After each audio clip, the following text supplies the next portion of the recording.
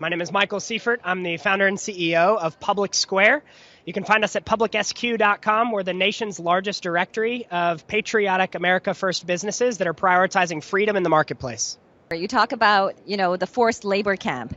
You're aware of the forced labor camp situation in China. So tell us a little bit about when you first heard the news, what's your thought? Well, I had two thoughts initially. First is it's heartbreaking. And it's especially heartbreaking because American business is actually promoting that type of abuse of human rights.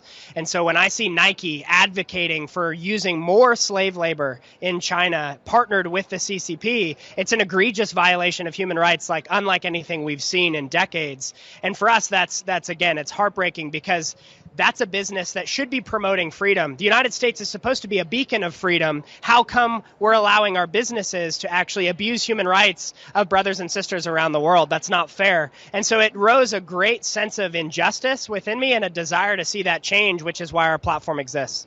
Awesome. Thank you so much. So we know that CCP has done a lot more evil things to Chinese people, not just a forced labor camp. There's a lot more, forced abortion, like genocide in Uyghur. So and recently the COVID lockdown. And do you know a little bit more? Tell us a little bit more. What do you think? Why the victims? Why the Chinese people are the biggest victim of this totalitarian regime? Tell a little bit about your thoughts on that. Well, I think the challenge with the CCP is that it's largely subject to one man, and there's no separation of powers. And so when you have Xi Jinping allowing for basically a uniparty to take over the country, there's no checks and balances, there's no accountability. And so what makes it especially dangerous is you have the largest country in the world with the largest population by far dictated completely by one man. That is completely antithetical to individual human flourishing and the liberty that can allow for a state to prosper. Ultimately, if you have a one-party state like this, there's an expiration date on it. It can't last forever. And so we're seeing a lot in China that's evidence of that reality right now.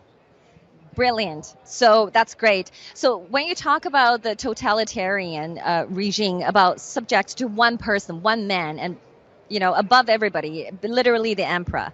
So that's why we see the extremely draconian lockdown measures put on by him. And have you heard about the recent protests back in China? The Chinese people are fed up with that. Have you heard about that? I absolutely have. What do you think of them, uprising against the Chinese Communist Party? Well, we certainly support the protesters. We support the uprising of people saying enough is enough. The zero COVID policy, it's not working. People deserve the rights to operate freely. And so when you have people getting fined $600 for simply having a mask below their nose, that's not conducive to human freedom or liberty. And eventually, the people are going to rise up. So we support the people rising up. Not only that, we make a direct call to the companies like Apple who are turning off AirDrop for the protesters in China. That's an egregious violation of Apple's standing as a company.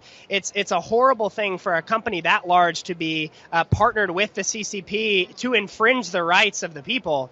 And so not only are we calling for the CCP to stand down, the regime of the day to stand down, and the protesters to continue standing up, we're also calling on the companies that have promulgated this abuse of human power or human flourishing to also stand down. The Apples of the world are showing their colors, and the people have had enough.